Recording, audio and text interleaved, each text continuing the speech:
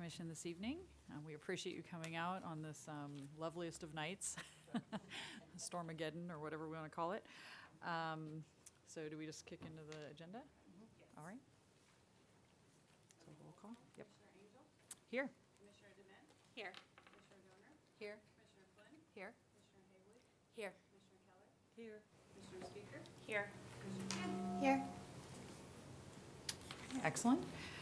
Next on our agenda is the approval of the minutes from the meeting on November 8th last year. We do public comment. I'll make a motion to approve the minutes from November 8th. I'll second the motion, sorry. All those in favor? Aye. Aye. All those opposed? Okay, motion carries. All right, next we have public comments. Speakers shall limit their comments to 5 minutes unless extended by the chairperson. No action will be taken on items addressed under public comments. Comments from the audience without coming to the podium will be disregarded. Address all comments and questions to the chairperson and not to staff members. So if anyone has comments at this time.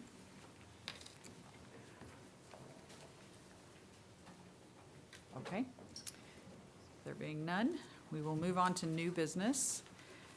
First of all, we have the introduction of our newest commissioner, our youth commissioner, Kaylee Chen. So welcome, dear. Hi. Why don't you tell us what school you're from? I'm from Oakmont. I am a junior there, and yeah. Excellent. Well, we're extremely happy to have you. Anyone need to add anything? All right, and then what all of you are probably waiting for is our next item, which is the applicant workshop. So we'll jump into that. So we are very happy to have you all here. My name is Tina Angel, which you can probably see there. I'm the chair of the Roseville Grants Advisory Commission.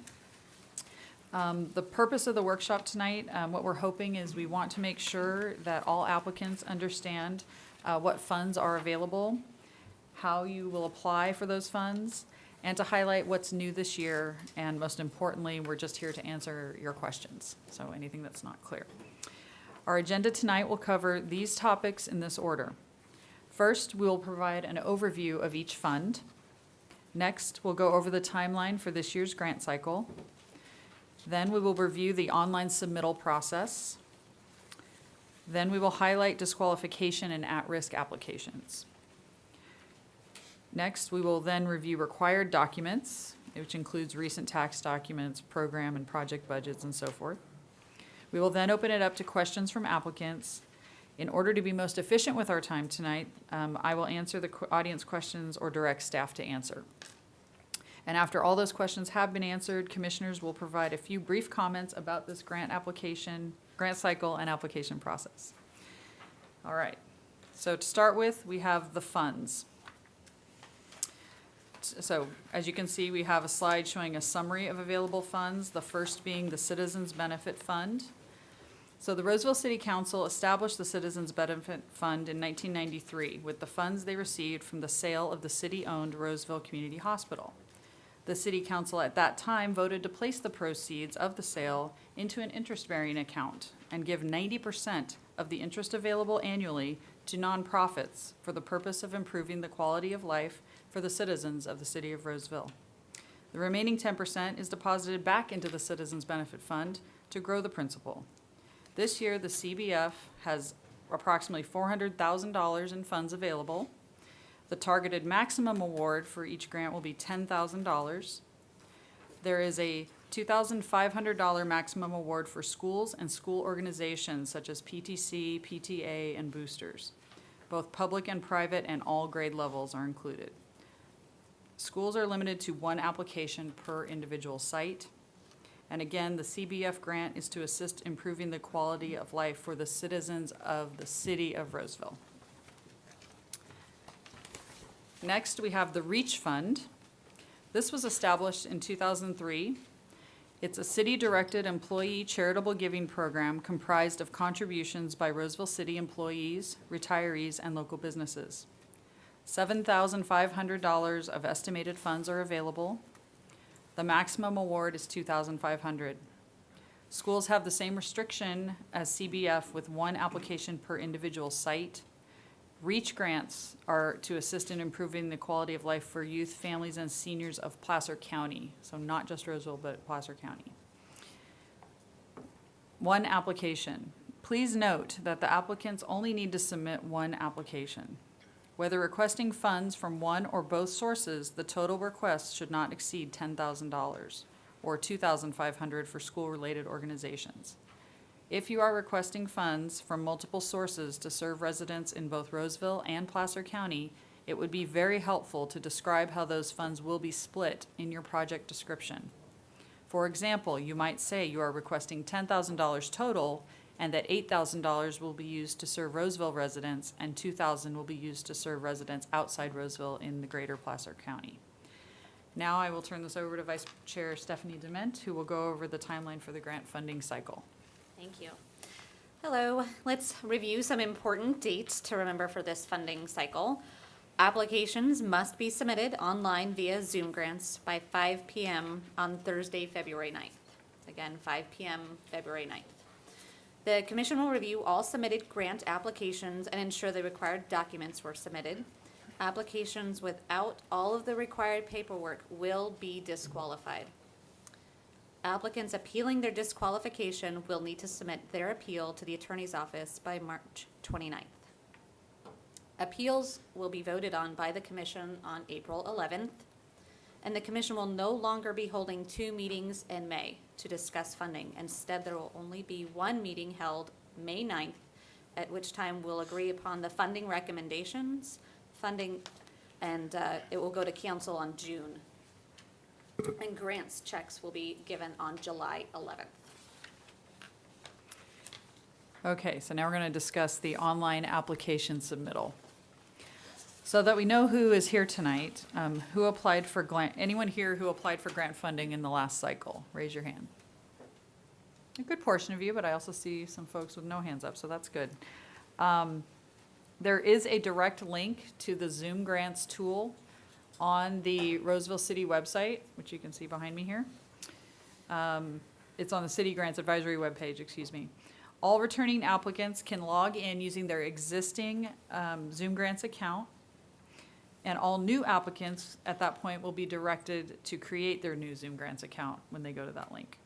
Applicants needing assistance with submitting their grant applications can contact Zoom Grants directly at this toll-free number or by accessing the help key posted on their website. The Grants Advisory Commission reevaluated the questions and updated the scoring criteria with a goal in mind to create a scoring module that aids the Commission in the equitable evaluation of all applications. The subcommittee put great thought into the relevance and applicability of each application question selected for scoring to ensure the relevance in the terms of meeting the goals of both citizens' benefit and REACH funds. The scoring questions and scoring scale is available on the city's website and as a handout this evening. Okay. Next, we're going to highlight disqualifications, things that would disqualify an application. Instructions under the Budget tab have been edited to emphasize the need for applicants to include both the income and expense information for the program or project budget. An additional note has also been added explaining the agency's budget information is a required document requested under the Documents tab. We have a lot of confusion on that. We could talk about that a little bit. Okay, signed board authorization and assurances and certificates should be completed and uploaded. Please use the template we provide and do not substitute. Please note this could be a time-sensitive item for your board to complete if they do not meet monthly. Lastly, we are requesting IRS 990 and California Tax Form 199. These tax documents should include the latest year or no more than 2 years old. For example, this year they should have at least a date of 2015 in the signature section. All right, now we're going to talk about the required documents. Under the Documents tab in the grant application, there is a list of required documents that must be submitted as part of your application. This is very important. Required documents have a check mark in the required column. If a required document does not apply to your organization, you still must upload a document with an explanation of why it does not apply. Label the document with an NA in front of the respective file name. If a document is not included and there is no explanation indicating why the document is not attached or required, the application would be disqualified. Explanations do not need to be lengthy. For example, most nonprofits are required to file a California Tax Form 199. Organizations with gross receipts that are normally less than $25,000 are not required to file a Form 199. If this applies to your organization, you can simply upload a document that states California Tax Form 199 is not included as our organization does not have gross receipts over $25,000. One sentence, that's all you need to do. If you are requesting a grants fund for a capital expenditure or works of improvement, we also require a total of 3 bids for individual items costing more than $250. This is really important for schools. Schools and school organizations are also required to submit the requested number of bids for capital expenditures or works of improvement. We understand that schools and school organizations often purchase items under a larger contract that was bid through school or district. Even so, 3 bids are required. You can use the price through the school contract as one of those bids, but you must also get 2 additional bids. The reason we require this is to ensure that the grant funds are being used as efficiently as possible. And one last clarification for capital expenditures or works of improvement. The type of required bid is based on the cost of the individual item. For example, if you are requesting $5,000 in grant funding for 10 items that each cost $500, you would need to submit 3 phone or 3 online bids based on the cost of the individual item, not the total cost. One of the required documents that will need to be submitted is a valid business license. For nonprofits doing business in or providing services in Roseville, a Roseville business license must be included. The City of Roseville waives the licensing fee for all nonprofits, but there is a state fee of $1 that will be collected. Those applying for REACH funding that serve residents outside of Roseville will need to provide a copy of the valid business license for the principal location where they provide service.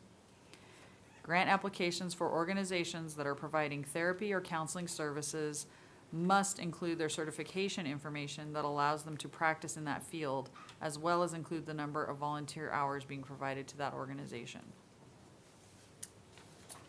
I'd like to take a few minutes to reiterate a couple of points or reminders that will make completing your application easier. Applicants can access the application using the link located on your city's grants homepage. The link will take you to zoomgrants.com for you to set up your account or sign in using your existing login. Your grant application will automatically save when you advance to the next question or click outside of the text box. You can access your incomplete application up until it has been submitted. Once it's submitted, no changes can be made. Most sections on the application have instructions. However, the system default is to hide the instructions. If you'd like to see the instructions, simply click on the Show Hide Instructions at the top of each section and they will appear. Thank you, and back to you. Okay. All right, so you've listened to us talk long enough. Now we are going to open it up for public comment, and applicants may use this time to ask any questions they have about the application process. So you can come to the podium if you have questions. Oh my gosh, you guys are all easy. They're all veterans. So, you sure? Well, not all of them. Okay. Oh, goody, we got one. Oh, we got one. We got one. Don't be shy. We don't fight. Hi, Cheryl Small from the Me One Foundation. I just had a question, and it might seem silly, but when it talks about on the application, number 3, project primarily serves, and then it has a list of the categories. We have a cancer camp for adults going through the cancer journey and their family members. And I was kind of trying to figure out, would it be like under human services or would it be like under public society benefit? Do you have any suggestions about that? I think do your best to decide. I doesn't mean, matter. I agree with you. I think those It seem could like be either or. relevant, and that's probably fine. It helps us Either when we're one. going through them, I think, to group them, and that's why we have the categories we do. It just kind of helps us look at all the similar Check together. both of them? I don't know if you I don't can think that check you both, but You have Maybe a recommendation over here? Hum- Human services. Yeah, That's what I would Human recommend. services. Under I think I human would as well. services, Human services, yeah. even though it takes care of the public?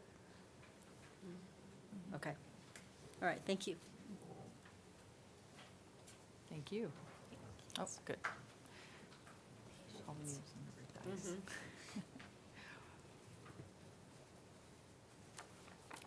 My question is about evidence of community support.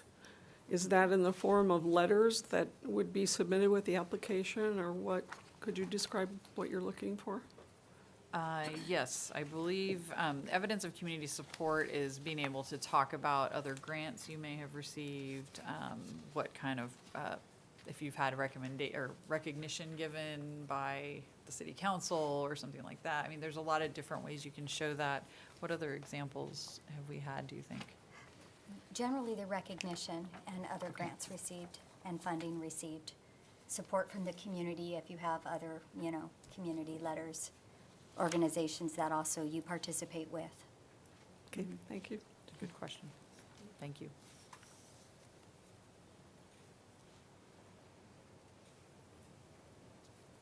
Anyone else?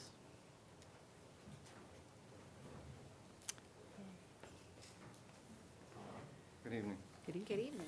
Robert Bartholomew, I'm Commander of American Legion Post 169.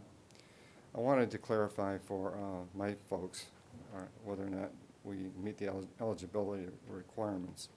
We do participate in the community in various ways, not just supporting veterans, but we provide an honor guard, color guard for the holiday parade, for the 4th of July, for example. We had participated at the Tower Theater in a similar manner. And so I'm not certain that just because we're veterans that we're excluded. We are also rather geriatric. I think we would have to be a 50. So a bunch of seniors. You have to be a A nonprofit. nonprofit. We are. Okay, And I so think then you're, all that sorry. paperwork, right? Yeah, But so by- go to the application. I apologize. No, go for it. I was just gonna say, go to the application, and if you can check all those boxes, then, and you have the 503C and all those We things, do. then you should be eligible. Excellent. And you do the work in the city of Roseville, right? Absolutely. Since 1924. And I would Check, say check, you and are check. fully eligible to apply, absolutely. Thank you so much. Thank you.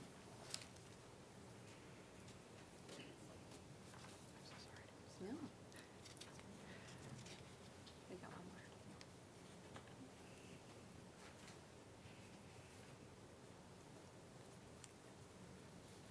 Hi, as someone new to the process, how competitive is it? Are there funds left over usually? Do you use them all? You have to deny a lot of people historically?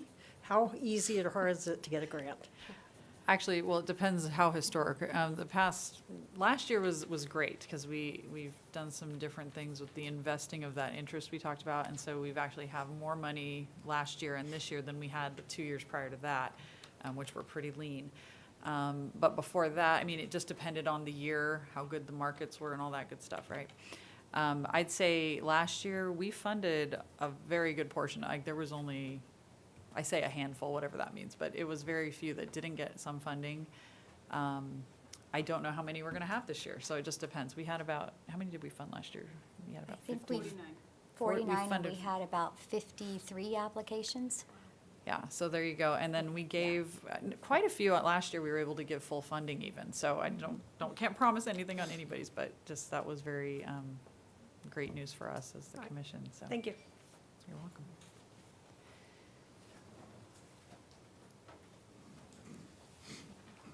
Good evening, everybody. Good evening. My name is Josh. I'm the president for the Oakmont Junior Vikings Youth Football and Cheer Program. Initially, when we were established out of Orangevale. So our filing address is Orangevale, but we do provide services for primarily Roseville residents. Would that address of Orangevale disqualify us in any way? I'm not sure. I don't think so, I don't but think so. You're a 501c3, right? I both- Yes. And you serve Roseville. Roseville Roseville, residents, yeah. right? Then Yeah. it shouldn't. Awesome. Thank you. and if you have your paperwork that gets uploaded, Right. that's what we look for originally to see if everyone's eligible to then. Thank you very much. You're welcome. Thank you.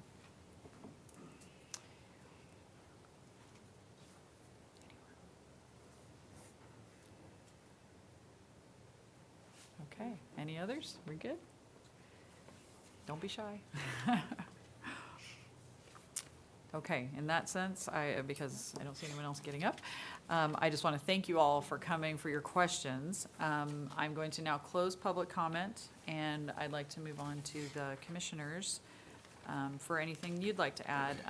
So if you'd like to provide some brief comments that might further assist our applicants in submitting the best application possible, let's go ahead and do that right now, and we can start, wherever you want to start, which side?